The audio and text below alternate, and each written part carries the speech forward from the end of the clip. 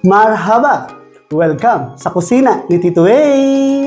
Mga kakusina, it's another day again sa kusina ni Tito A.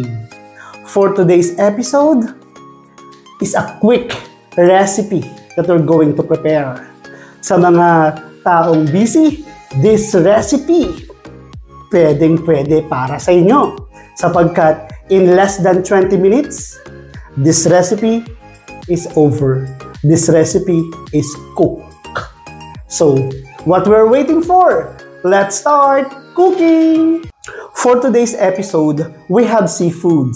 Yes, you heard it right. So, meron tayong pusit or squid. Ang lulutuin natin sa kusina ni Tito A, adobong pusit with coconut milk. Let's start cooking! Eto mga kakusina, for the complete ingredients, just check out sa ating description box. Eto na. As I told you, madali lang to. So, let's start cooking! Eto mga kakusina, ilagay natin ang ating onion, ang garlic, sama-sama lang yan, ginger, dahil adobo, ilagay na natin ang 3/4 cup of soy sauce at 3/4 cup of vinegar. Ilagay na rin natin ang ating black pepper. We can mix it. And let's add our 1 kg or 1 kilo of squid. Nilinis ko na yan kanina. And after that, you can add bay leaves. Lagay lang natin dyan and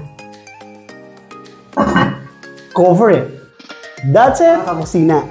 Hayaan lang natin to. Let it boil for 5 minutes. Hayaan lang natin to. And let's check it after 5 minutes. Ganun lang kasimple.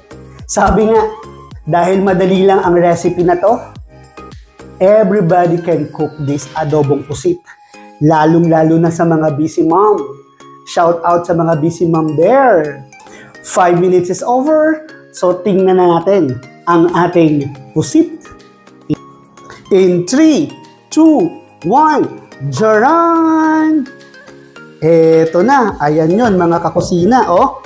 So, nagtubig siya.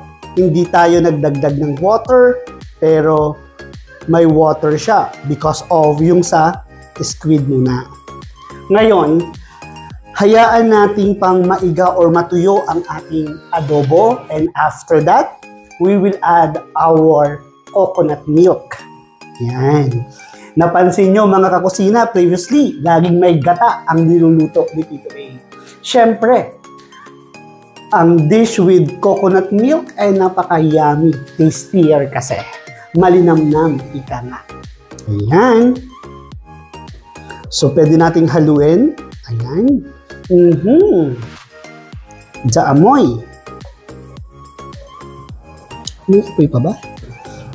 Eto mga kakusina, we can add our siling haba para syempre may sipa ang ating adobo. And now, we will add 1 cup of coconut milk. Ayan. Creamy. Ayan, di ba? Ayan. And then, let's mix it.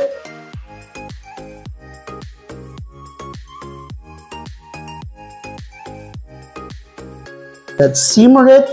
At ito na yon. Kung gusto pa natin ng mas may sipa, we can add 1 red chili. Ayan. So, yumminess.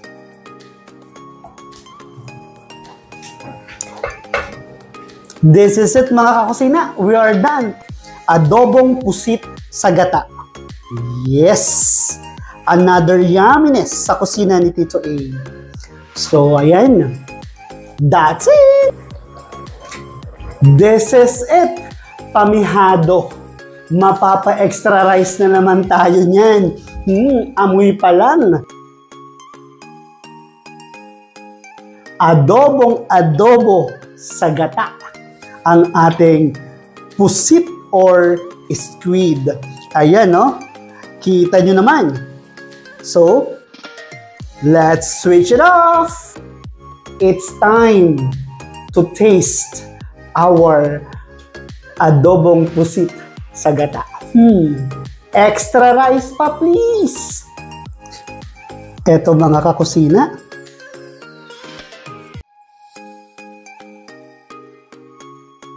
Ayan. Ang ating adobo pusit sa gata. And then, syempre, let's add this. I like tentacles as well. Lagyan natin ng tentacles.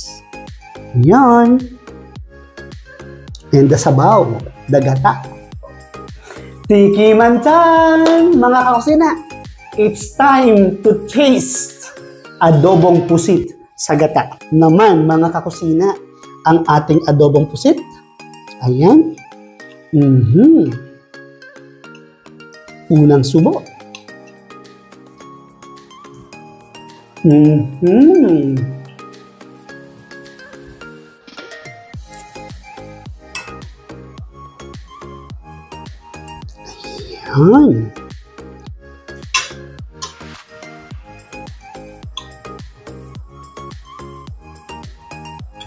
Here, mga kakusina. Tikman natin, ha?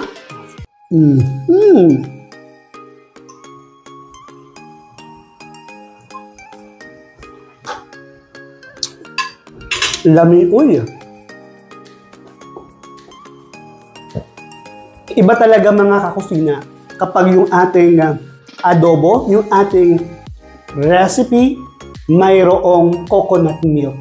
Iba yung compliment na nabibigay ng coconut milk. Nagiging mas malasa ang ating ulam.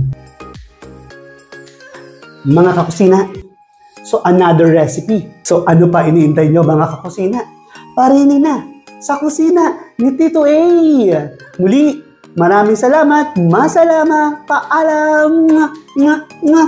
Kain pa tayo ng ating pusit.